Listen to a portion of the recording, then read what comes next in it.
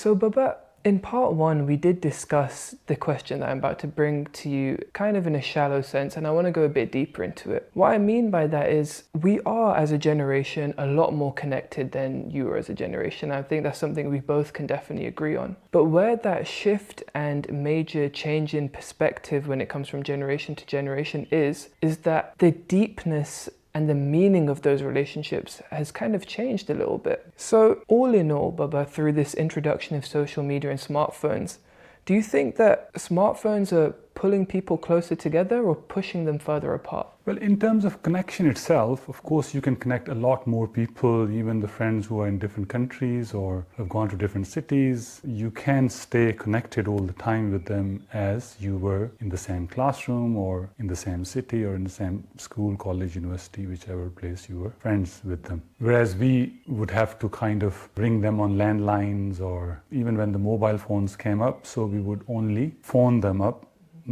we wouldn't be able to physically see them. But now there are so many apps, Facebook, other whatever, Instagram or whichever app they're using, you can see their activities, what they're doing, and they can see yours. So you kind of have an understanding of each of your friends or people you knew, what they're up to, what they're doing. So life kind of stays very much connected. I think that is, of course, from that point of view, it has improved a lot. Even for our generation, it has improved. So the friends we didn't meet for, and there are actually my classmates groups, which is 1987 class it was, the metric class or GCSE you can call it. So some of them we haven't seen after that, but we are in the same WhatsApp group and we can chat to each other and we can see their faces, pictures or whatever. So that's definitely have improved. But when it comes to the quality of connection, the physical connection can never be replaced, and the depth of it, with your online connection. What I realized is, because of my business is of course e-commerce and I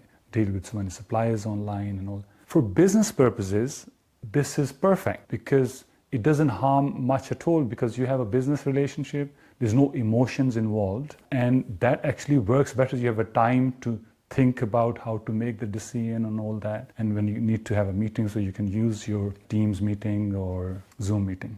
But when it comes to the personal friendship connection, which of course involves empathy, your emotions, your liking and disliking, so that comes from the body language, reactions, physicality, somebody's close to you, you are interacting. Because I remember when we were young and we will meet up every evening, and many a times we are 3 or 4 friends sitting down, listening to music, not saying a word, but just feeling the presence of each other and be happy with it. And then there'll be times we'll have chats and laughs and all that stuff as well. That physicality itself had a voice of its own and was giving that comfort. I feel that now when the friends are getting connected only through the ones you are only connected through social media, and the ones even I have connections through social media, my childhood, real friends, which we physically interact. But that kind of emotional bond cannot be created with the same friend I grew up with, just with WhatsApp messaging. And when I'll meet up, of course, then that will be very different. So that's how I feel that even with you guys, that deep connection is not possible through online. So there are both pros and cons.